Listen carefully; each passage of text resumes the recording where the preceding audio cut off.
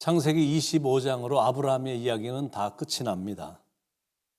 한 사람의 이야기를 성경에서 14장이나 할애하면서 쓸 정도로 아브라함은 참 대단한 인물입니다. 그런데 이제 그런 인물도 이제 때가 되니까 이 땅을 떠나는 모습을 보게 됩니다. 아브라함이 향년을 다하고 175세 하나님의 부르심을 받아 열조에게로 돌아가는 모습을 보게 됩니다. 7절, 8절. 아브라함의 향년이 175세라. 그의 나이가 높고 늙어서 기운이 다하여 죽어 자기 열조에게로 돌아가매. 여기서 말하는 열조에게로 돌아가매라는 말의 뜻은 히브리 사람들이 자주 사용하는 말인데 그 뜻은 하나님에게로 돌아갔다라는 뜻입니다. 하나님께서 아브라함을 175세에 부르셨습니다. 아마 75세에 부르셨는데 아마 75년을 사는 그 75년의 기간 동안 그 전까지는 아마 하나님을 모르고 살았을 것입니다. 그런데 부르신 그때부터 75세부터 하늘나라로 부르실 그때까지 175세까지 100년을 하나님과 동행하며 살았던 겁니다. 그리고 이 땅을 떠났는데 여기서 표현하는 그의 나이가 높고 늙어서 기운이 다하여 죽어라는 말은 힘겹게 바둥바둥거리며 인생을 살다가 죽었다는 게 아니라 인생을 지극히 만족하게 살았고 풍성이 충만하게 누리며 살았고 아름답게 마무리를 했다라는 거예요. 여러분 그게 복입니다. 단순히 몸도 안 아프고 편안하게 있다가 편안하게 잠자다가 죽는 것이 복이 아니다라는 겁니다. 물론 여기도 아프고 저기도 아프고 힘겹게 지내는 것보다야 뭐 그런 게 훨씬 감사한 거지만 믿는 사람들에게는 하나님이 허락하신 날 동안 하나님이 원하시는 걸 잘 이루었는가 그게 중요한 것이다라는 거예요. 아브라함은 그 일을 잘 감당했고 잘 이루었고 그리고 모든 것을 잘 마쳤습니다. 달려갈 길을 마치고 믿음을 지켰으니 그런 인생을 살다가 떠난 겁니다.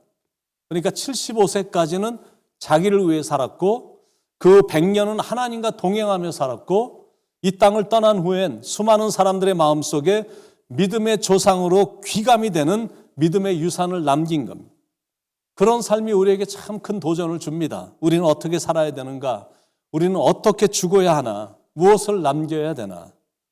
그러니까 how long you live, 얼마나 오랫동안 사는 게 그게 중요한 게 아니라 how you live, 어떻게 살아야 되는가? 이게 더 중요한 겁니다.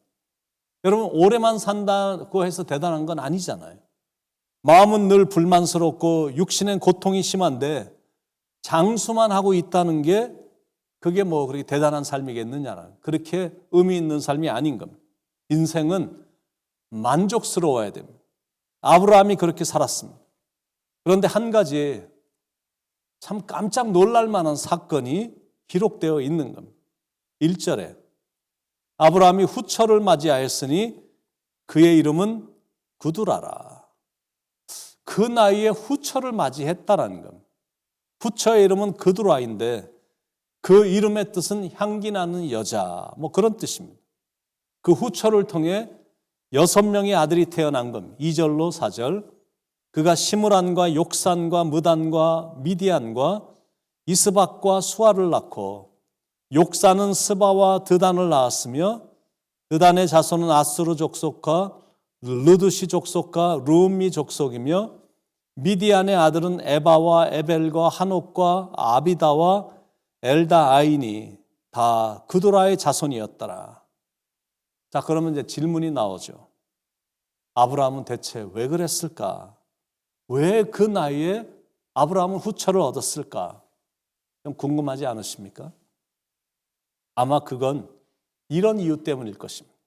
새롭게 가정을 이룬 아들 이삭의 가정에 부담을 주고 싶지 않는 아버지의 마음이었기 때문에 아마 이런 행동을 취할 것이 아닐까 생각을 해봅니다. 그들도 그들의 삶이 있고 이제는 또 가정까지 이루었는데 자기 때문에 그들의 청춘을 그렇게 보내면 안 되니까 또 나라는 한 명 때문에 가정이 또 힘들어지면 안 되니까 후처를 얻은 것일 것이다 이런 생각을 해봅니다. 그런데 더 중요한 이유가 뭐냐면 여러 민족을 나오게 하는 방법으로 그걸 택한 것일 것이다 라고 생각하는 겁니다. 왜냐하면 거기서 아랍 족속들이 거기서 다 나왔거든요. 그 명단에 보니까 우리에게 굉장히 익숙한 아수르 족속도 나오고 미디안 족속도 나옵니다. 그러니까 한 아들을 통해서만이 아닌 여러 민족을 통해서 그 약속을 이루어 가심을 볼 수가 있는 겁니다. 그리고 사라의 여종 애굽인 하갈을 통해서 태어난 이스마엘의 후예들도 13절로 18절까지 소개가 되어 있습니다. 그런데 결정적인 것은 이삭을 통해서 이스라엘의 역사가 시작되는 자녀들에 대한 소개도 뒷부분에 나옵니다. 우리가 잘 아는 쌍둥이 에서와 야곱이 태어나게 된 겁니다. 19절로 26절에 보면 이 약속의 자손들, 특히 이삭의 이 자손들, 이스라엘의 역사가 시작되는 이 야곱의 스토리가 이제 시작이 되는 겁니다. 그런데 이제 아브라함이 죽기 전에 인생을 차분히 정리하는 모습이 나옵니다. 그래서 재산도 이렇게 분배를 해주는데 얼마나 아브라함이 지혜롭게 일처리를 잘하는지 감동이 될 정도입니다. 5절, 6절에 아브라함이 이삭에게 자기의 모든 소유를 주었고 자기 서자들에게도 재산을 주어 자기 생전에 그들로 하여금 자기 아들 이삭을 떠나 동방 곧 동쪽 땅으로 가게 하였더라. 그러니까 서자들에게도 재산을 주어 정확하게 말하면 서자들에게도 혜택을 준 겁니다. 선물 같은 걸 준 거고 어딜 가든지 살 수 있을 만큼 보조금을 준 겁니다. 서자들이니까 실은 아무것도 안 줘도 되거든요.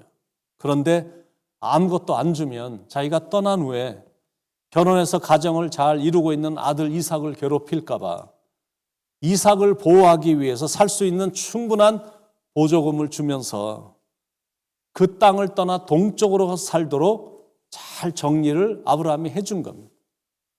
부모가 재산 배분을 잘 하지 못해서 부모가 떠난 후에 가정이 깨지고 형제들이 서로 쳐다도 안 보는 일들이 허다하게 일어나잖아요. 그런 일이 가정 안에 없도록 아브라함이 소유를 잘 분배를 했습니다. 그리고 이삭에겐 자기의 모든 소유를 주었다라고 말하고 있습니다.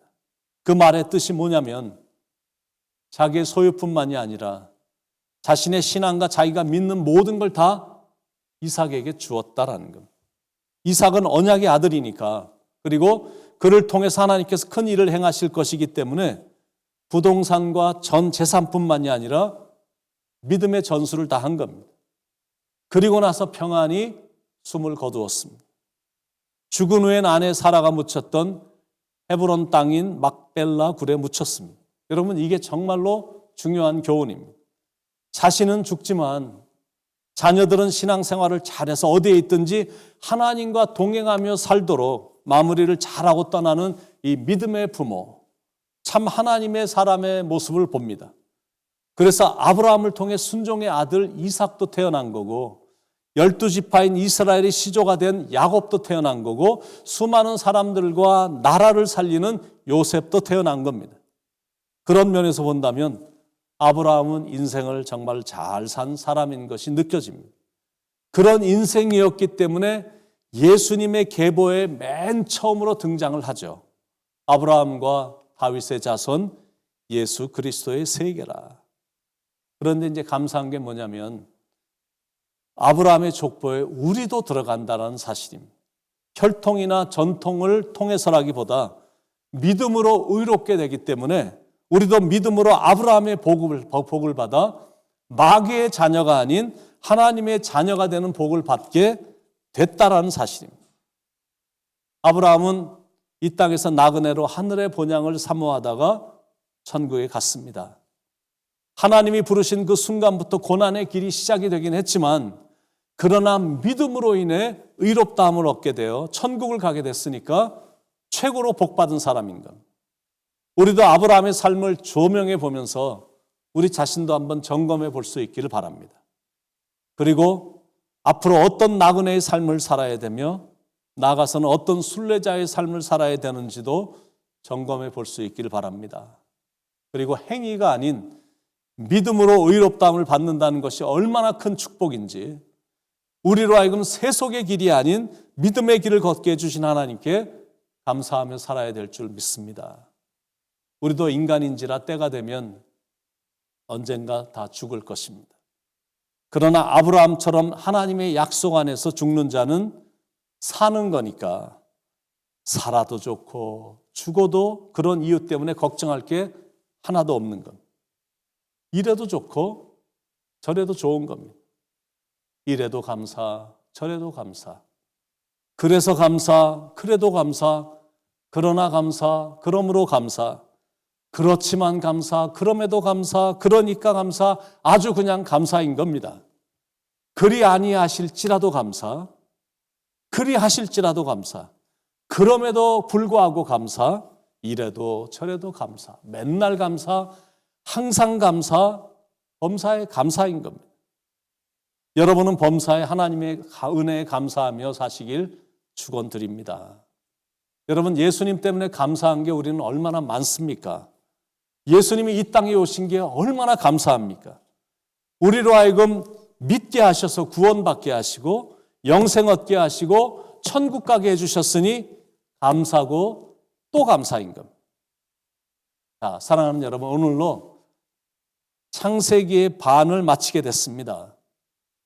내일부터는 사순절이 시작되기 때문에 사순절 특별 새벽 기도의 실황을 실시간으로 40일간 여러분에게 전달해 드릴 것입니다. 그러나 역시 새벽 기도회는 현장에서 드릴 때 또 파워가 있으니까 시간이 되시는 분들 꼭 현장으로 나오셔서 같이 기도할 수 있길 바랍니다. 그래서 축복의 40일이 되시길 축원드립니다. 사순절이 다 끝나면 다시 창세기 후반의 말씀을 여러분에게 전달해 드리겠습니다. 오늘도 은혜로운 하루가 되시길 간절히 축원을 드립니다. 기도하시겠습니다. 예수님 우리의 삶에 보내주시고 예수님을 믿어 의롭다함을 얻게 되고 예수님을 잘 믿어서 구원받게 해주셨으니 이게 얼마나 감사한 일인지 날마다 감사하며 살게 하나님 인도해 주옵소서. 주님만 생각해도 감사, 이렇게 살고 있는 것도 감사, 내일에 대해서도 감사, 앞으로 펼쳐질 것에 대한 감사, 이 땅을 떠나게 돼도 펼쳐지게 될 그 아름다운 시온의 도성에 대한 그 감격적인 것에 대한 감사, 이런 감사의 마음으로 내일부터 시작되는 사순절의 기가 막힌 새벽 기도의 시간에 같이 동참해서 작은 천국을 경험하는 하늘의 놀라운 축복을 받는 시간들이 될 수 있도록 시간 축복해 주시옵소서. 창세기 1장부터 25장까지 하나님의 인도함을 따라올 수 있게 돼서 인도해 주신 주님께 감사와 영광을 올려드립니다. 오늘 주신 말씀에도 하나님 참 감사를 드립니다. 예수님의 이름으로 간절히 기도드립니다. 아멘.